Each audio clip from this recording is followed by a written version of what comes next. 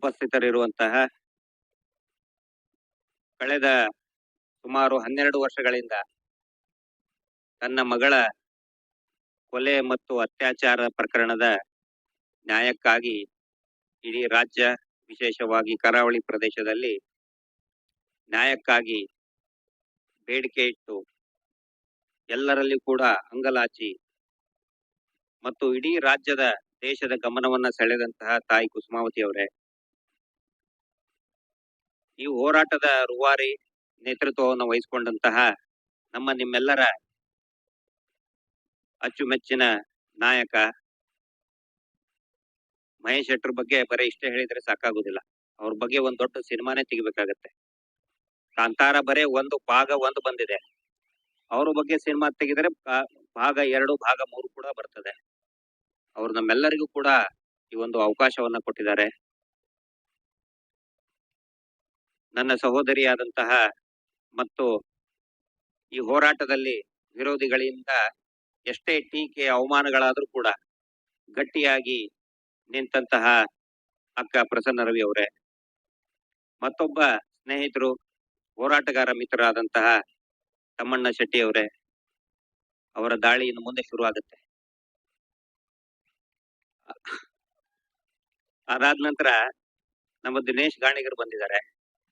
ನಿರಂತರವಾಗಿ ನಾವೀಗ ಬಂದಿದ್ದೀವಿ, ಅವ್ರು ಅವಾಗಿದ್ದರೂ ಕೂಡ ನಿರಂತರವಾಗಿ ಹೋರಾಟದಲ್ಲಿ ಸಾಕಷ್ಟು ನಾವೇನು ಈಗ 464 UDR ಆಗಿದೆ, ಅದರ ಬಗ್ಗೆ ಸಾಕಷ್ಟು ತನಿಖೆಯನ್ನ ಮಾಡಿದ್ದಾರೆ, ಸಂಶೋಧನೆಯನ್ನ ಮಾಡಿದ್ದಾರೆ. ನಾವು ವೇದಿಕೆ ಮೇಲೆ ಏನಿದ್ದೀವಿ ಇದಕ್ಕಿಂತನೂ ಹೆಚ್ಚು ಪರಿಣಾಮಕಾರಿಯಾಗಿ ವೇದಿಕೆಯ ಆಚೆ ಮೇಲೆ ತಾವೇನಿದಿರಿ, ಜನಸಾಮಾನ್ಯರು, ಆನಂತರ ಅಚ್ಚುಮೆಚ್ಚಿನ ಪತ್ರಕರ್ತರು, ಯೂಟ್ಯೂಬ್ನ ಪತ್ರಕರ್ತರು ಮತ್ತು ಪೊಲೀಸಿನ ನನ್ನ ಆತ್ಮೀಯ ಸ್ನೇಹಿತರು, ತಾವೆಲ್ಲರೂ ಕೂಡ ಬಂದಿದ್ದೀರಿ. ಈಗ ತಾನೇ ಪ್ರಸನ್ನಕ್ಕ ಅವ್ರು ಹೇಳಿದ್ರು, ಅದಕ್ಕಿಂತ ಮುಂಚೆ ಪ್ರಜಾಪ್ರಭುತ್ವ ವೇದಿಕೆಯ ಅಧ್ಯಕ್ಷರಾದಂತಹ ಅನಿಲ್ ಅವ್ರು ಕೂಡ ಹೇಳಿದ್ರು. ನೋಡಿ, ಇವತ್ತಿನ ಈ ಕಾರ್ಯಕ್ರಮದಲ್ಲಿ ಜಾಸ್ತಿ ಪ್ರಸ್ತಾಪ ಆಗ್ತಾ ಇರೋದೇನ್ ಹೇಳಿ, ಆ ಟಿವಿ ಚಾನೆಲ್ ಬಗ್ಗೆ. ಹೌದಾ? ಇದೆಲ್ಲ ಏನಂದ್ರೆ ಒಂದು ಟ್ರಿಕ್, ಇದು ಮೈಂಡ್ ಗೇಮ್. ಇದು ಅದನ್ನ ನಾನು ಸ್ವಲ್ಪ ವಿವರವಾಗಿ ಹೇಳ್ತೇನೆ. ಸರಿ ಇದೆಯಾ? ಮೈಕ್ ಮೇಲ್ ತಗೋಬೇಕಾ? ಇದು ಒಂದು ರೀತಿಯಾದಂತಹ ಮೈಂಡ್ ಗೇಮ್ ಮಾಡ್ತಾ ಇದ್ದಾರೆ. ಈ ಹೋರಾಟ ನಡೆದಿದ್ದು ಇಷ್ಟು ಜನ ಸೇರಿದ್ದು ಯಾವುದೋ ಒಂದು ಚಾನಲ್ ವಿರುದ್ಧ ನಾವು ಬೈತಾರೆ ಅಂತ ಜನ ಬರ್ತಾ ಇಲ್ಲ. ಯಾವುದೋ ಒಬ್ಬ ಚಾನಲಿನ ಫ್ರಾಡ್ MD ಬೈತಾರೆ ಅಂತ ಜನ ಬರ್ತಾ ಇಲ್ಲ. ಹೋರಾಟ ಎದಕ್ಕಿದು? ಸೌಜನ್ಯಳ ನ್ಯಾಯದ ಸಲುವಾಗಿ. ನಮ್ಮ ಉದ್ದೇಶ ಏನು? ಬರ್ಬರವಾಗಿ ಕೊಲೆ ಆದಂತಹ, ಅಮಾನುಷವಾಗಿ ಅತ್ಯಾಚಾರ ಆದಂತಹ ಸೌಜನ್ಯಾಳಿಗೆ ನ್ಯಾಯ ಸಿಗಬೇಕು. ಅದರ ಜೊತೆಗೆ ಇನ್ನೂ ಈ ನೇತ್ರಾವತಿ ತೀರದಲ್ಲಿ ಆದಂತಹ ಅನೇಕ ಸರಣಿ ಅತ್ಯಾಚಾರ, ಸರಣಿ ಕೊಲೆ,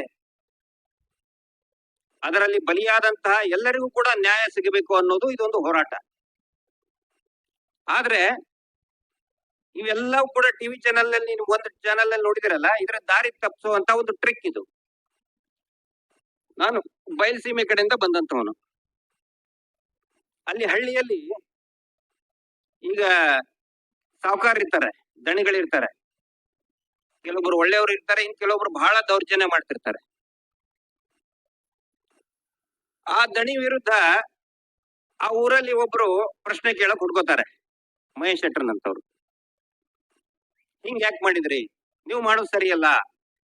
ಅವಾಗ ದಣಿಗೆ ಏನಾಗುತ್ತೆ, ಮುಂಚೆ ಆಗಿದ್ರೆ ಏನಾಗ್ತಿತ್ತು, ಒಂದ್ 20-30 ವರ್ಷದ ಹಿಂದೆ ನಮ್ ಕಡೆ ಅಂತವ್ರನ್ನ ಹೊಡೆದ್ ಹಾಕ್ಬಿಡ್ತಿದ್ರು, ಅಥವಾ ಊರ್ ಬಿಟ್ಟು ಕಳಿಸ್ತಾ ಇದ್ರು, ರೌಡಿಸಂ ಮಾಡ್ತಿದ್ರು. ಈಗ ಹಂಗ ಆಗಂಗಿಲ್ಲ. ಈಗ ಎಲ್ಲಾರ ಕೈಯಲ್ಲಿ ಮೊಬೈಲ್ ಇದೆ. ಎಲ್ಲಿ ನನ್ ಮೊಬೈಲ್ ತಗೊಂಡು ನನ್ನ ವಿಡಿಯೋ ಮಾಡ್ಕತ್ತಾನ ಅಂತ ಹೇಳಿ ಅವ್ರು ಏನ್ ಮಾಡ್ತಾರೆ, ದಣಿ ಒಂದ್ ಸಣ್ಣ ಟ್ರಿಕ್ ಯೂಸ್ ಮಾಡ್ತಾರೆ. ಆ ಊರಲ್ಲಿ ಒಬ್ಬನು ಕುಡುಕ ಇರ್ತಾನೆ, ಏನು ಕೆಲಸ ಇರಂಗಿಲ್ಲ ಅವನಿಗೆ, ಬರೀ ಕುಡಿಯೋದು ಬೈಯೋದು, ಬರೀ ಕುಡಿಯೋದು, ಬಾಯಿ ಬಂದಂಗ ಬೈಯೋದು.